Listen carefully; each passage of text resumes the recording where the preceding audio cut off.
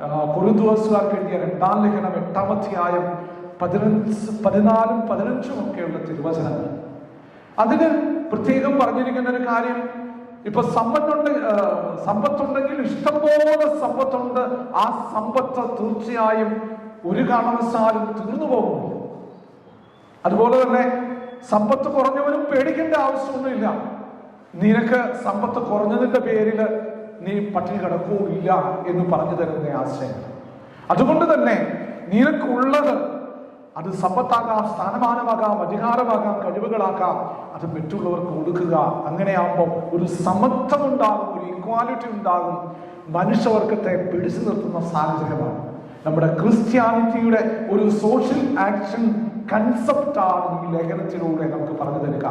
അതുകൊണ്ട് തന്നെ നമ്മൾ ഒരു ആത്മപരിശോധന ചെയ്യുമ്പോൾ ഈ സമത്വം, ഈക്വാലിറ്റി, എനിക്ക് എന്തുണ്ടോ, എനിക്ക് അല്പം കൂടുതൽ തമ്പുരാൻ തന്നിട്ടുണ്ടെങ്കിൽ ആ കൂടുതലുള്ളത് സമ്പത്താകാം, കഴിവുകളാകാം, ഇല്ലാത്തവനുമായിട്ട് ഷെയർ ചെയ്തോ, എങ്കിലേ ആ ഈക്വാലിറ്റി ഉണ്ടാകൂ എന്ന് പറഞ്ഞു തരുന്ന മനോഹരമായ ഈ ആശയത്തിന്റെ ആഴങ്ങൾ മനസ്സിലാക്കാൻ ഈശോയെ കൃപ തരണേ എന്ന് ഉള്ളുതൊന്ന് പ്രാർത്ഥിക്കാം.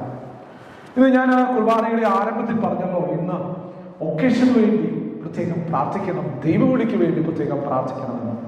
എന്താണ് ദൈവവിളി എന്ന് മനസ്സിലാക്കിയാൽ മാത്രമേ നമുക്ക് ദൈവവിളിക്ക് വേണ്ടി പ്രാർത്ഥിക്കാനായിട്ട് സാധിക്കൂ. നമുക്കറിയാം എന്താണ് ദൈവവിളി. നമുക്കറിയാം, നമുക്കെല്ലാവർക്കും തമ്പുരാൻ നമ്മളെ വിളിച്ചിട്ടുണ്ട്.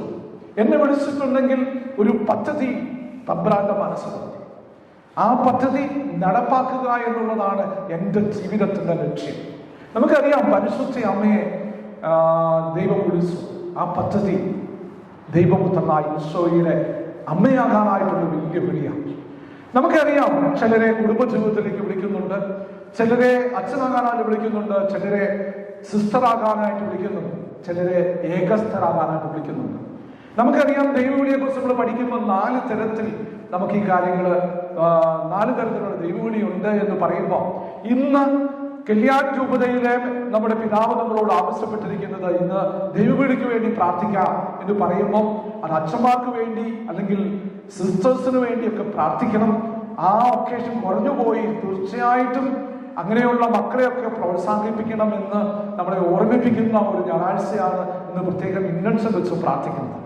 അതുകൊണ്ട് തന്നെ ഈ ഒരു കാര്യം നമ്മുടെ മനസ്സിൽ കരുതുകയും നമ്മുടെ വീട്ടില് ഏതെങ്കിലും രീതിയിൽ നമ്മുടെ മക്കളെ കണ്ണു തുറന്നു നോക്കി ഈ മേഖലകളിൽ ആണ് എൻ്റെ കുഞ്ഞിന്റെ വിളി എന്ന് മനസ്സിലാക്കിയാൽ അതനുസരിച്ച് പ്രോത്സാഹിപ്പിക്കണം, നിരുത്സാഹപ്പെടുത്തരുത് എന്നുള്ള വലിയൊരു ചിന്ത ഈശോ ഇന്ന് നമുക്ക് തരുന്നുണ്ട്.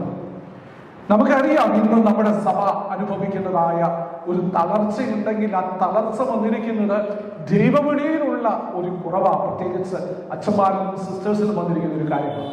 നമുക്കറിയാം, ഇന്നലെ പൂഞ്ഞാറില് പാലയിലും സംഭവിച്ചിരിക്കുന്ന ഒരു കാര്യവും തീർച്ചയായിട്ടും നമുക്ക് മനസ്സിലാക്കാം.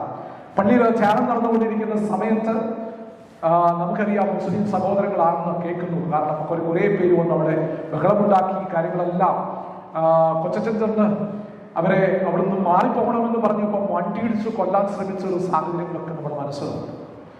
പറയാനും നമുക്കറിയാം, അതിൻ്റെയൊക്കെ ഒരു റീസൺ എന്ന് കാണുന്നത് നമ്മളൊരു ഡിക്ലൈൻ കമ്മ്യൂണിറ്റിയാണ്, നമുക്ക് ശക്തിയില്ലാത്ത കമ്മ്യൂണിറ്റിയാണ്. പൊളിറ്റിക്കൽ പവർ ഇല്ല, മാൻ പവർ ഇല്ല, നല്ല ഡോക്ടേഴ്സ് ഇല്ല, നല്ല എഞ്ചിനീയേഴ്സ് ഇല്ല, അല്ലെങ്കിൽ നമ്മുടെ മാൻ പവർ നഷ്ടപ്പെട്ടുകൊണ്ടിരിക്കുന്നു. അതിന്റെ ഏറ്റവും വലിയ റീസൺ ആയിട്ട് കാണുന്നത് മക്കളില്ലാത്തൊരവസ്ഥയിലേക്ക് പറയുന്നു. കല്യാണം കഴിച്ചതിൽ തന്നെ അത് ദൈവവിളിയായിട്ട് കണ്ട് മക്കളെ ജനിപ്പിക്കുക, ആ സ്നേഹത്തിന്റെ പൂർത്തീകരണമായ മക്കളെ ജനിപ്പിക്കുക എന്നുള്ളൊരു ആശയം നമ്മുടെ മക്കളിൽ നിന്ന് വിട്ടുപോയിരിക്കുന്നു. അതുകൊണ്ട് തന്നെ ജനസംഖ്യയിൽ വലിയേറെ മാറ്റങ്ങൾ സംഭവിച്ചിരിക്കുന്നു. നമുക്കറിയാം, നമ്മുടെ സഹോദരങ്ങൾ പല രീതിയിലുള്ള കണക്കുകൾ നോക്കുമ്പോൾ 56 കുഞ്ഞുങ്ങളെ മുസ്ലിം കുഞ്ഞുങ്ങൾ ജനിക്കുമ്പോൾ നമ്മുടെ കുഞ്ഞുങ്ങളെ ഇപ്പം ജനിക്കുന്ന 1.2%. പിന്നെ എങ്ങനെ പിടിച്ചിരിക്കാൻ പറ്റും? നമുക്കറിയാം, ദൈവവിളിയുടെ ഈറ്റലമായ പാലയിൽ ഇത് സംഭവിച്ചെങ്കിൽ ഈ നമ്മുടെ ബോറിവിളിയിൽ എന്തെങ്കിലും സംഭവിച്ചാൽ നമുക്ക് എന്തെങ്കിലും പ്രതികരിക്കാൻ പറ്റുമോ? ഏതെങ്കിലും തരത്തിയ എനർജി ഉണ്ടോ?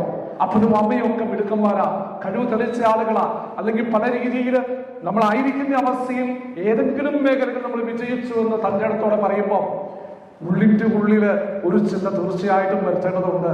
ഞാൻ എൻ്റെ കടമകൾ നിറവേറ്റിയ ഒരു അപ്പനാണോ അമ്മയാണോ? കാരണം എനർജി നഷ്ടപ്പെടാൻ ഞാൻ കാരണമാണോ? എനിക്ക് തമ്പുരാൻ തന്നിരിക്കുന്ന ആ മേഖല ഞാൻ യൂസ് ചെയ്തോ? എന്റെ മക്കളെ പറഞ്ഞ് മനസ്സിലാക്കിയോ? അല്ലെങ്കിൽ ആ രീതിയിലുള്ള ടീച്ചിങ് ഞാൻ കൊടുത്തോ? അങ്ങനെയാകുമ്പോൾ നമ്മൾ തിരുത്തേണ്ട ഒരു മേഖലകളാണ്. ഇനിയെങ്കിലും നമ്മൾ തിരിഞ്ഞു നോക്കിയില്ലെങ്കിൽ നമുക്ക് ക്രിസ്ത്യാനികളാണെന്ന് പറഞ്ഞുകൊണ്ട് ജീവിക്കാൻ പോലും പറ്റത്തില്ലാത്തൊരവസ്ഥയിലേക്ക് വരും. അതിനുള്ള തെളിവുകൾ കണ്ടുകഴിഞ്ഞു. നമ്മുടേതായ രീതിയിലുള്ള ചിഹ്നങ്ങളോ അല്ലെങ്കിൽ ഒരു രീതിയിൽ സിസ്റ്റേഴ്സിന് അവരുടെ ഉടുപ്പിട്ടോട്ട് പോലും നടക്കാൻ പറ്റുന്നില്ലാത്തൊരവസ്ഥ പല രീതിയിലും വന്നു കഴിഞ്ഞിരിക്കുന്നു. അതിനൊക്കെ ഇട്ടിട്ടുണ്ട്.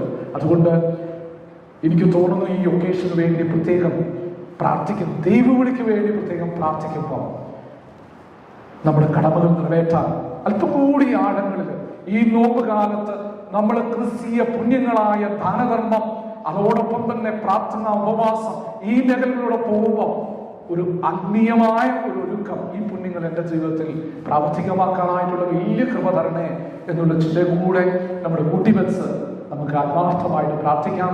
തീർച്ചയായും നമ്മളെ അനുഗ്രഹിക്കും. തെറ്റ് തിരുത്താൻ അല്പം കൂടി എനിക്ക് പറ്റിയ അബദ്ധം എന്താ കുഞ്ഞുങ്ങൾക്ക് പറ്റുന്നത് എന്നുള്ള വലിയ ബോധ്യത്തോടെ ആത്മാർത്ഥതയോടെ ഈ ഞായറാഴ്ച നമുക്ക് പ്രാർത്ഥിച്ചു വരുന്ന നമ്മളെ അനുഗ്രഹിക്കട്ടെ. പിതാവിന്റെയും പുത്രന്റെയും പരിശുദ്ധാത്മാവിന്റെയും നാമത്തിൽ.